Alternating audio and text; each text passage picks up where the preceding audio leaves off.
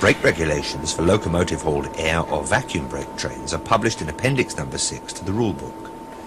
This programme covers the main requirements of these regulations, as well as highlighting a number of changes which were introduced in June 1990, and is intended to assist all employees who will undertake train preparation or train crew duties.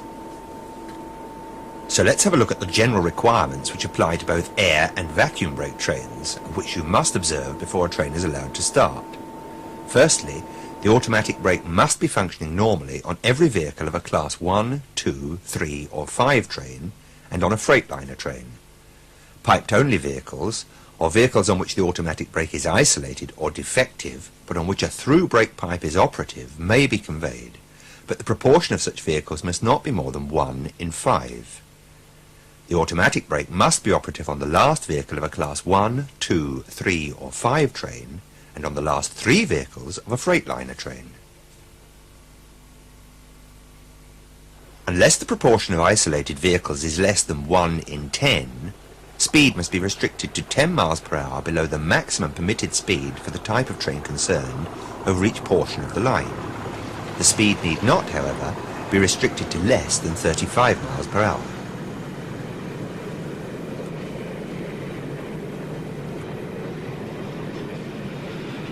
When calculating the proportion of isolated vehicles, do not include the locomotive. Where any vehicle in the train has 2 air brake distributors or 2 vacuum cylinders, if one of these is isolated, then the entire vehicle must be considered to be isolated.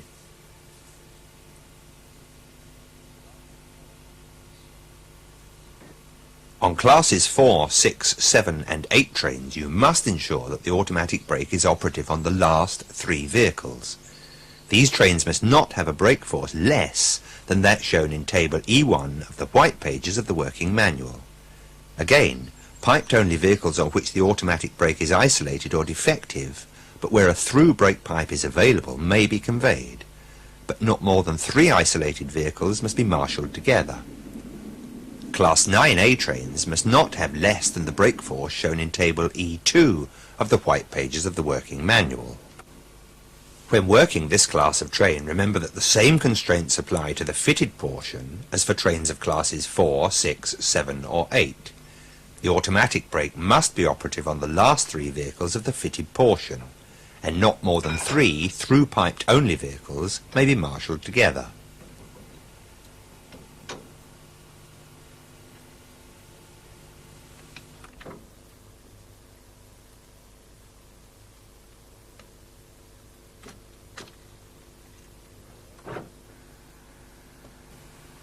If there are air-braked vehicles in the train and the vacuum brake is to be used, you must release the air brakes on these vehicles.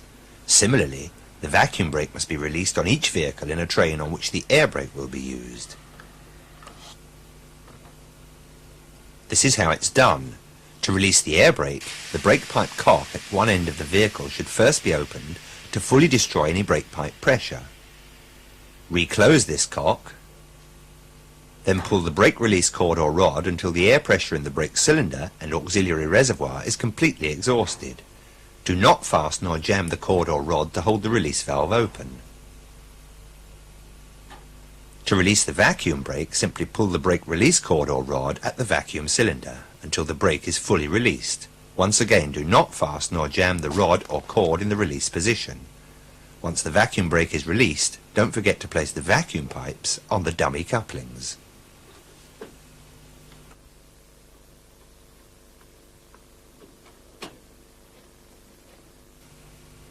If there are vehicles in the train equipped with a manual light load device, place the changeover lever in the empty position if the wagon load is L, D or E, or in the loaded position if the wagon load is H or M.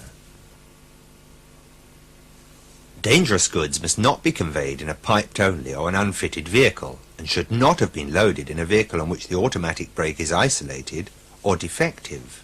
However, if the automatic brake subsequently becomes defective or is isolated after the dangerous goods have been loaded, the vehicle may complete its journey, and in the case of a tank wagon, may make one further journey once discharged.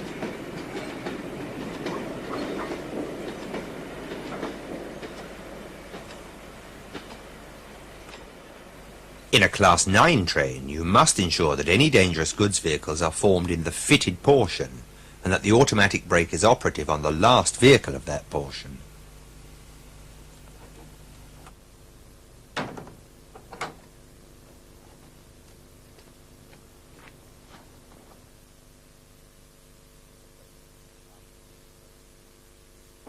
When the train has been made up and the locomotive attached, ensure that all brake pipes are properly coupled throughout the train and that all brake pipe angle cocks are in the correct open position, handle in line with the pipe.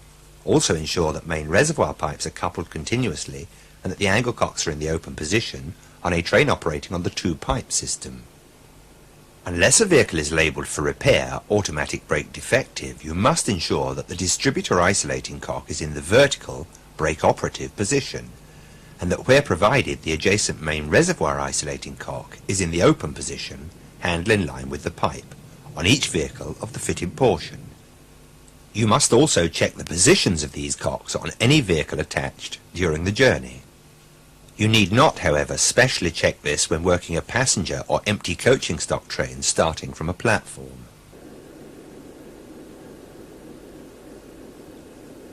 Tell the driver when you are ready to test the brake continuity. When he confirms that the brake pipe is fully charged and he is ready, you may carry out the test.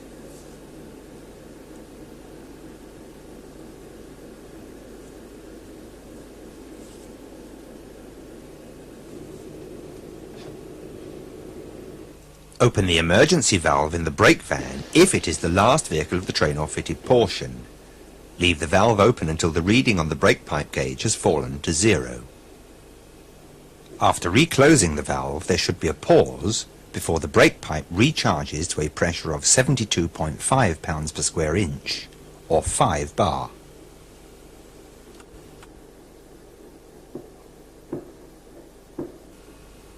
If the last vehicle is not a brake van, you may carry out the test by opening the brake pipe angle cock at the rear of the last vehicle of the train or fitted portion.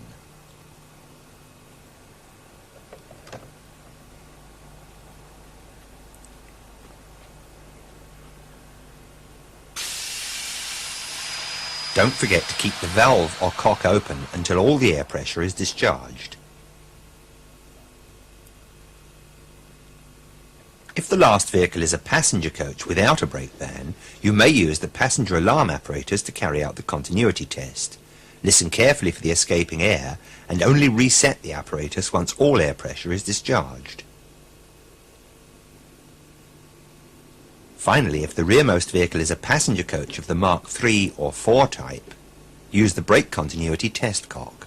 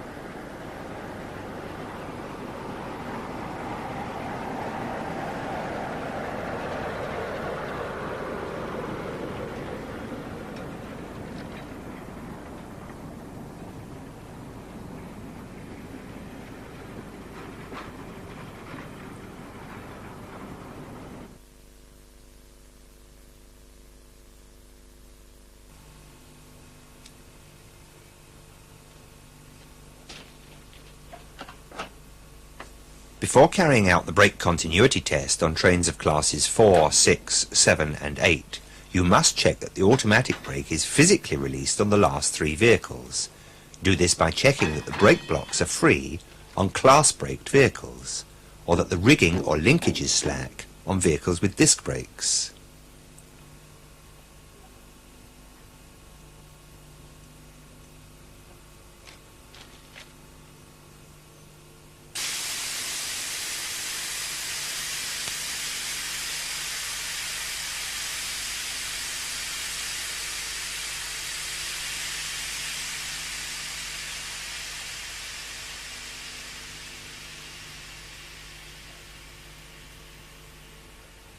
After carrying out the brake continuity test, leave the brake pipe angle cock open and check that the brakes are fully applied on the last 3 vehicles.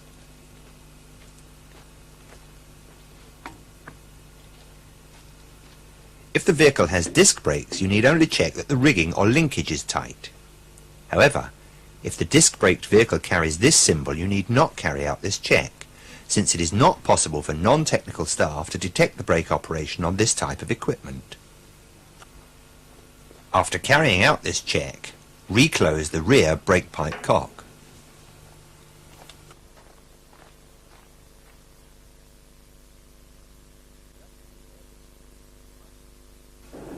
Just as with air brake trains, you must ensure that the vacuum brake pipes are properly coupled throughout the train, or throughout the fitted portion of a Class 9 train.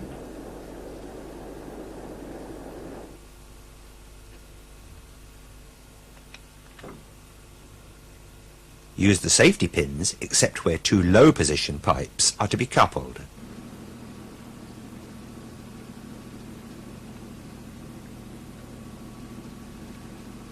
Make sure that the brake pipe at the front of the locomotive, or leading locomotive, is properly coupled to the dummy coupling.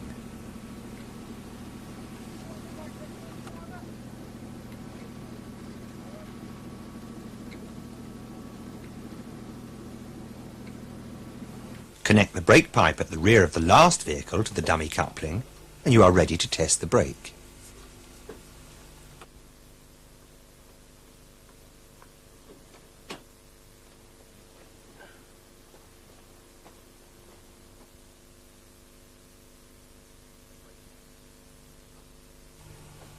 If a brake van is provided, you must check that at least 18 inches of vacuum is registered on the brake van vacuum gauge.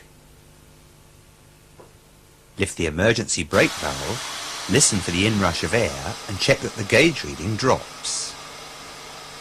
If more than one brake van is marshalled in the train, always carry out this test from the rearmost brake van.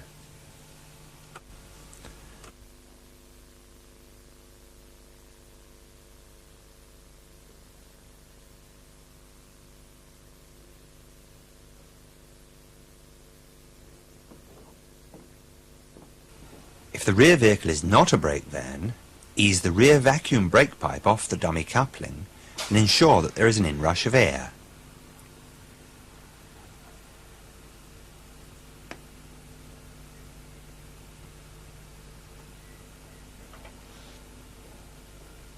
If, however, the last vehicle is a passenger coach, you may carry out the continuity test by opening the passenger communication valve. Listen carefully to check that there is an inrush of air.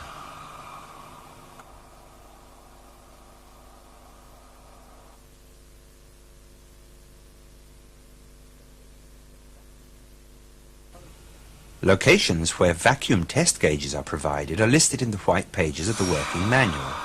If a test gauge is available, you must use it to check that at least 18 inches of vacuum is registered at the rear of the last vehicle of the train or fitted portion.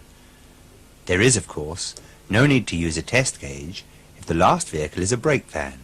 In this case, use the brake van gauge to check that you have a minimum of 18 inches of vacuum.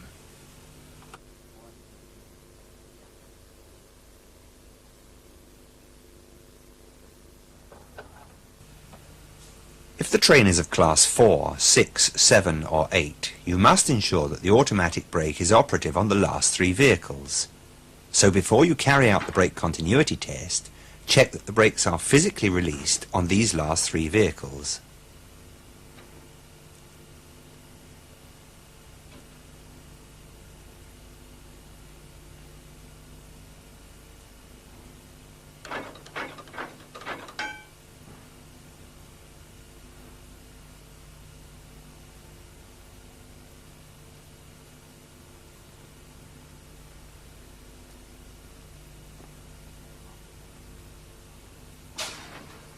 After testing the brake continuity, leave the brake pipe off the dummy coupling, then check that the brake blocks are now firmly in contact with the wheel tyres on the last 3 vehicles.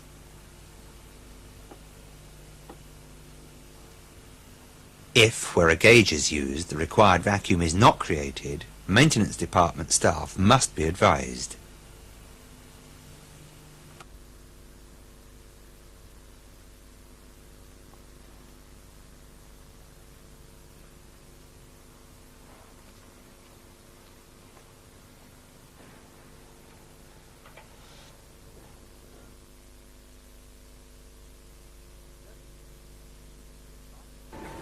There are certain circumstances when it is vital to test the continuity of the brake pipe and to ensure that the required air pressure or vacuum can be maintained.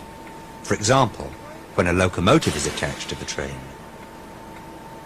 When any vehicle is coupled to or uncoupled from the train, except where it is uncoupled from the extreme rear of the train or fitted portion. When any defect or irregularity in the operation of the brake has been rectified. Don't forget the brake operative check on the last 3 vehicles of the train if it is of class 4, 6, 7 or 8. Tell the driver when you are ready to carry out a brake test so he can create the brake pipe pressure or vacuum. You can give this advice by hand signal. Move either arm up or down above the shoulder. At night or in poor visibility, give the same hand signal holding a lamp displaying a red aspect.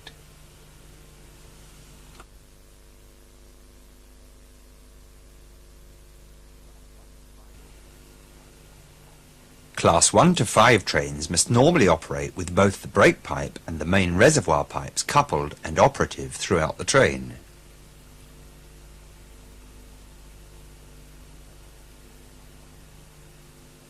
You may permit single pipe operation, that is to say only the brake pipe coupled, if the driver tells you that he's unable to maintain the required main reservoir pressure, or if any vehicle has a defective main reservoir pipe, or no such pipe is provided. Tell the driver if you are coupling single pipe only, he needs to know. All other classes of trains must operate on the single pipe system. Class 1 to 5 trains must be formed entirely of vehicles with passenger time distributors. Vehicles with goods passenger changeover levers must have this lever placed fully to the right or passenger position. This is marked by the letters P or V or by the words Voyageur or Personenzug. Class 6 to 8 trains must normally be formed so that all distributors are set to a common timing, either passenger or goods. You select the goods position by moving the changeover lever fully to the left. You may, however, permit a train to run with vehicles set in different timings, providing not more than 1 in 4 are opposite to the rest, and subject to a maximum of 10 being opposite. In this case, no special marshalling arrangements are required. You may also permit a train to run with vehicles set in different timings, where all goods time distributors are marshalled ahead of those with passenger time distributors. This arrangement is only permitted where the train length does not exceed 40 axles. On a Class 9 train, the fitted portion must be formed entirely of vehicles with goods time distributors, or with changeover levers in the goods position. This position is marked by the letters G, I or M, or the words Marchandise or Gutzug. If Marlin or Manta wagons, TOPS code YKA, are marshalled in the fitted portion, make sure you tell the driver he is required to observe special braking techniques for these vehicles. Finally, don't forget that it's your responsibility to ensure that changeover levers are in the correct position. If it is necessary to isolate the air brake on a vehicle because of a defect, here's what you do. First, if the train is operating on the 2-pipe system, close the main reservoir isolating cock. Next, move the distributor isolating cock or brake isolating cock to the horizontal brake isolated position. Finally, pull the brake release cord or rod until all air pressure is discharged.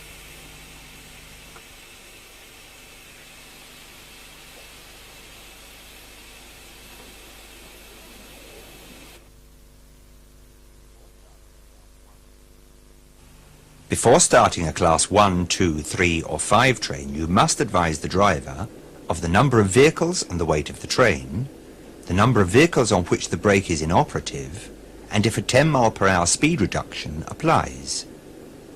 If the train is air braked, the driver will also need to know whether Mark 3 or 4 coaches are conveyed, or whether any portion of the train is operating single-piped.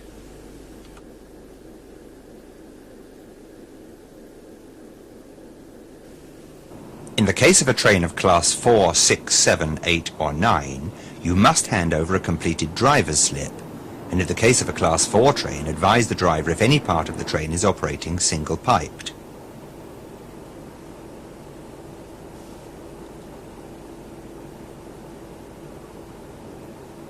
Finally, remember that your ready to start signal also confirms that the requirements for the working of the automatic brake have been observed, and that, when necessary, you've carried out the brake continuity test.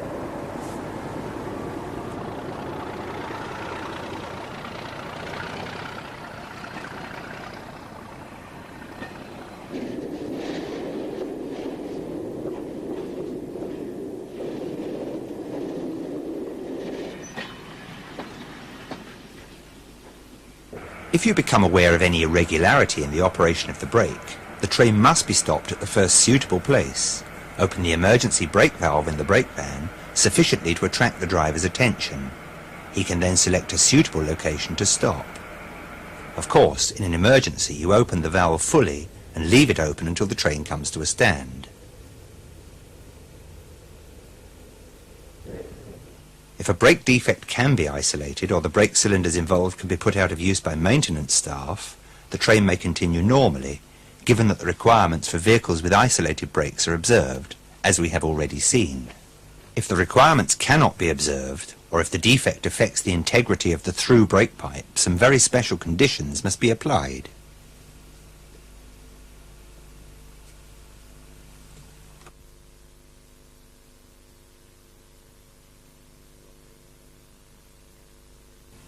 Your train may only continue to the next location where the defect can be remedied or the defective vehicle detached or remarshalled, provided that the gradient of the line to that location is level or falling, or the last vehicle is a brake van in which the guard or other competent person must ride. If these conditions cannot be met, your train must be assisted in the rear. Passengers, of course, must be transferred from the defective vehicles. In all circumstances, if the through brake pipe is no longer available throughout the train, speed must not exceed 5 miles an hour, and very frequent checks must be made to ensure that the train is still complete.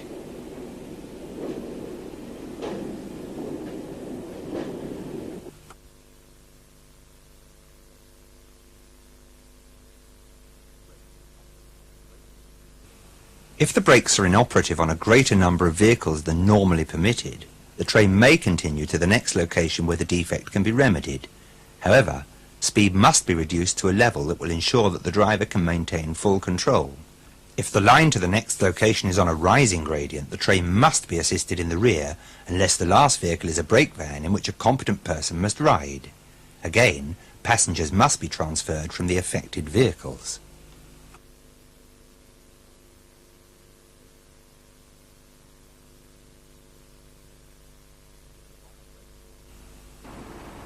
If the required brake force is no longer available, the speed of the train must be reduced or the classification altered to meet the requirements of tables E1 or E2 of the white pages of the working manual, so that the train can continue to the next location where the defect can be remedied.